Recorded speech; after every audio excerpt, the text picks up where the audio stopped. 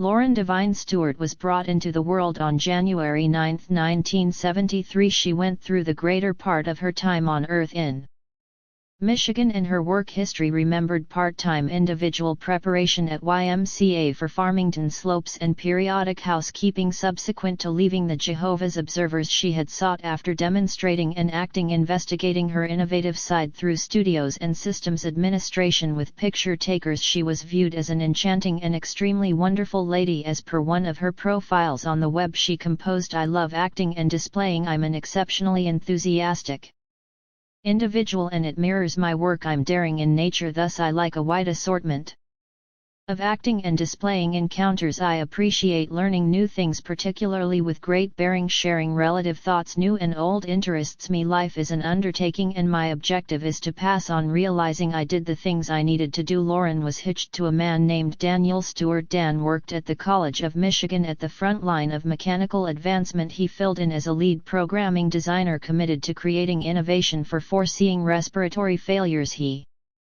worked in the innovation business for a long time as a coda engineer along with his significant other. They stayed dedicated Christians inside the Jehovah's Observer division for a drawn-out period until 2013, when they chose to investigate and adopt an alternate strategy to their profound life. The couple had two achieved kids, 27-year-old Stephen and 24-year-old Bethany, an information arrangement modeler and a PC prodigy. Stephen, like his dad, shared an energy for innovation, while Bethany exhibited her gifts in workmanship and visual computerization. At 45, Lauren Stewart had it each of a thriving spouse, two school-taught youngsters, a maturing displaying profession, and an enchanting Keogh Harbor home enhanced with an inviting heart wreath on the entryway. Yet behind this exterior of flawlessness snuck a secret torment. Lauren wrestled with the grief of prohibition and dismissal from the religion she and Daniel were naturally introduced to only a couple of years back. Lauren and her better half picked CH to split away from the Jehovah's Observer Confidence, a Christian section famous for its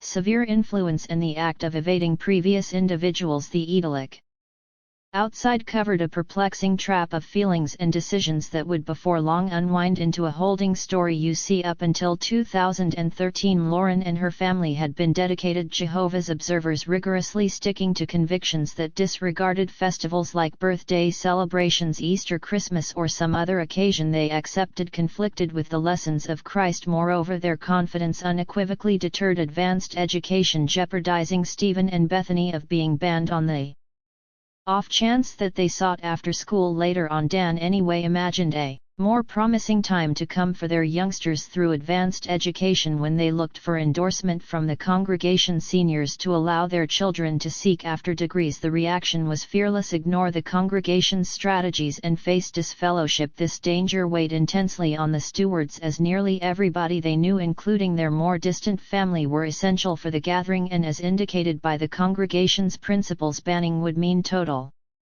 seclusion even from their direct family. After cautious thought, the Stewarts made a striking choice to leave the religion they had long embraced, in spite of the fact that it at first felt right. The local area's dissatisfaction became unendurable, particularly for Lauren. She depicted how basic errands like shopping for food were defaced by menacing glares and pernicious remarks from once accepted companions. Despite the fact that the disparaging comments were not spoken straightforwardly to her, they were purposefully made close by living in a little local area of only 3,300 occupants, a significant number of whom were Jehovah's Observers. The Stewarts wrestled with the truth that the individuals in great terms with the congregation would reliably help them to remember their outsider status whenever the open door introduced itself. This profound weight caused significant damage, prompting a limit. Looking for a lifesaver, Lauren went to the rec center, making it an ordinary piece of her life to remake her actual prosperity. Her change was wonderful, to the point that she got some work as a health specialist, utilizing her normal excellence to turn into a model with astounding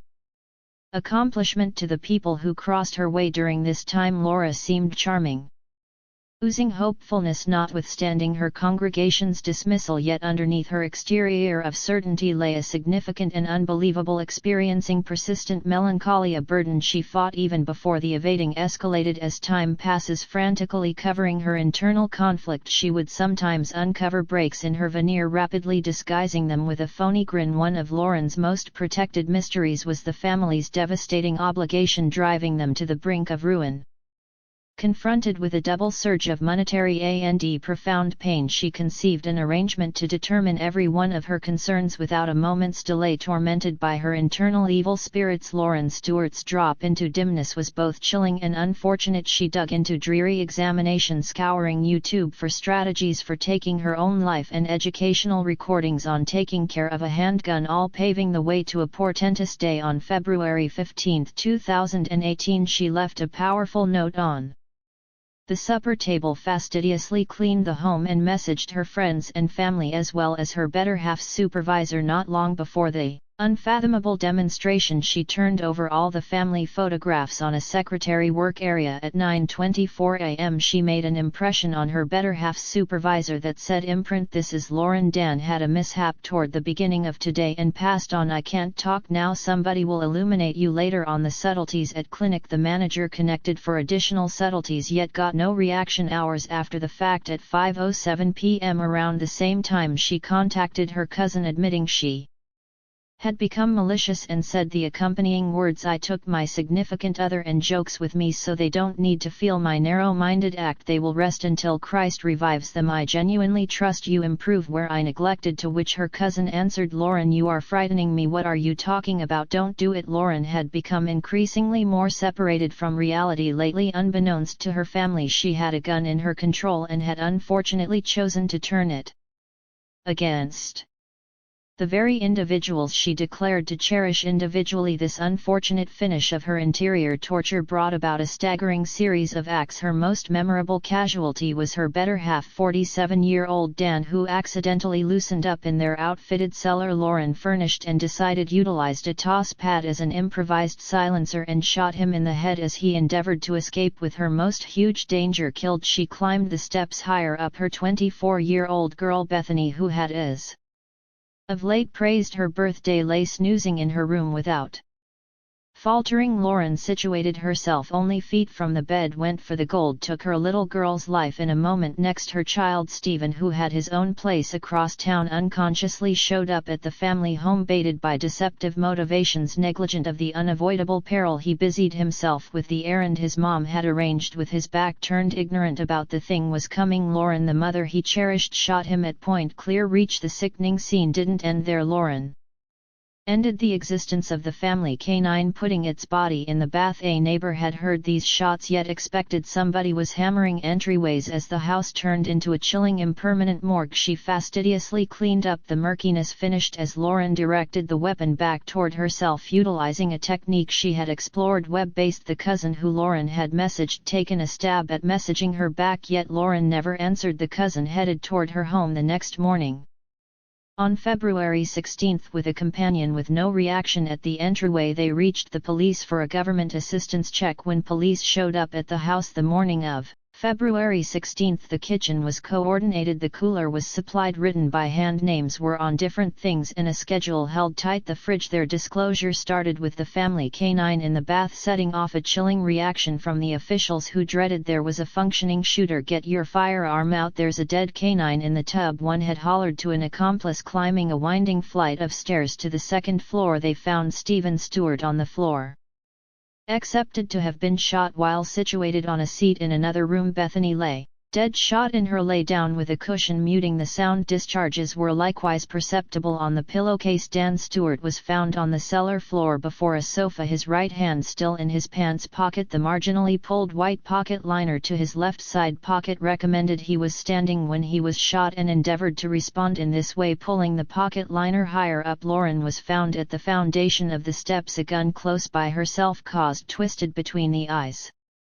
Repeating her web-based research, 2 notes were viewed as on The supper table one was for the clinical inspector while the other a chilling self-destruction note uncovered Lauren's internal conflict. I permitted evil into my heart when I decided not to acknowledge God's free love, and it made me debilitated inside. Lauren composed, I killed my family since I realized my demise would stagger them. Now they won't endure and will be restored to life perpetually in harmony. As the police dug into the Stuart's reality, a mind-boggling and confounding picture started to arise. Interviews with relatives, companions and neighbors painted the couple as isolated, set apart by a feeling of alienation subsequent to leaving the Jehovah's Observer Church. Lauren's set of experiences was damaged by her own battles. Some relatives said Lauren, who had 11 kin, experienced sadness which was later on intensified by the heaviness of parenthood. As of late she spiraled into strict obsession, frequently sending off energetic tears. Her relatives, including her dad and sister, uncovered the degree of the profound distance that had developed over the long run and had not addressed her in years. Her mother had died when she was 13 years. Alienated for quite a long time, they saw Dan as the impetus pulling Lauren away from them and never truly thought often about him. They likewise shared disturbing bits of knowledge about the couple's emotional well-being, portraying their relationship as a combination of common pain to the people who knew Lauren. Her resistance of the Jehovah's Observer confidence denoted her as a dereliction, a name that addressed her candid resistance to the association, and her choice to leave it. The awful misfortune left a profound scar on the existences of the individuals who knew the family personally. Joyce Taylor, a long-lasting family companion, was noticeably shaken, accepting that the homicides were an immediate outcome of the Stuarts' dismissal by the Jehovah's Observers. Taylor and other previous individuals shed light on the brutal truth of leaving the confidence. They made sense of that once you withdraw from the congregation, even your own relatives who stay inside its overlap are prohibited from cooperating with you. An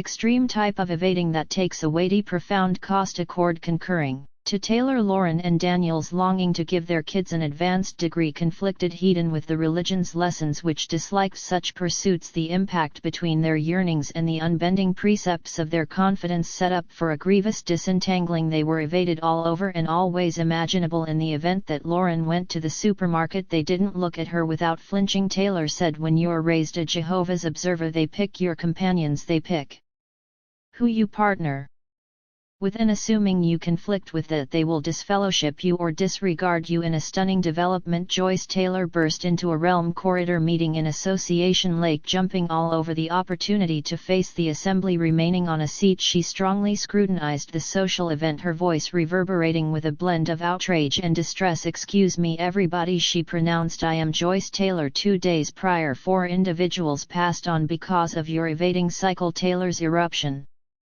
sent shock waves through the room as she drove away devotees and vented her repressed disappointment, yelling, quite a while back you individuals pulled your help from this little family. The main help they had was you individuals. You dismissed them and you disregarded them, and for what? She shouted, on the grounds that they needed to bring up their kids as they saw fit. The police knew about the family's issues with their previous church, yet declined to remark police records nitty-gritty. How Lauren had recorded a piercing 2-minute video on February 6 at 11 p.m. making sense of the profundities of her gloom. She referred to a large number of issues, communicating her powerlessness to continue and her craving not to trouble others any longer. Deserted by her congregation family, Lauren wound up suffocating in a persevering ocean of hopelessness with what she accepted to be the main break passing. Persuaded that taking her own life was the answer for her deplorable enduring, she settled on the horrifying decision to likewise end the existences of her friends and family, saving them what she saw as the unavoidable disgrace and experiencing that her activities would bring upon their family. Police records portrayed Lauren's psychological state in the lead-up to the misfortune, taking note of her unquestionable indications of serious misery and progressively unusual conduct. It created the impression that she had drenched herself in an individual translation of religion, heightening her downturn incredibly. She never looked for proficient assistance or directing, and no doctor-prescribed medications or liquor were tracked down in her framework anyway. Hints of pot were found in Lauren's framework as well as in her better half. Furthermore, Children. The police examination disentangled a complicated snare of elements adding to her staggering activities: dejection, the disavowed loved ones over strict contrasts, and well-established profound scars originating from supposed youth sexual maltreatment, all united to enhance her pain, eventually driving her to commit the unfathomable in a striking demonstration of the alienation inside the family. Lauren's sister's reaction said a lot. She showed a serious disposition and communicated an astonishing absence of shock. While hearing the insight about her sister's activities, exhibiting exactly how far Lauren had floated from her own sister, who even showed little lament about the misfortune, while the intentions behind Lauren Stewart's shocking acts might have been because of the significant segregation forced by her previous church and her young life injury, it makes one wonder, might things at any point have gone in a new direction had she connected for help when she felt choked by her conditions? Unfortunately, as opposed to looking for directing or proficient direction, Lauren picked a way of implosion with obliterating ramifications for all required. As we consider this heart-wrenching tale, our contemplations are with the casualties whose lives were unfortunately stopped and the friends and family they abandoned.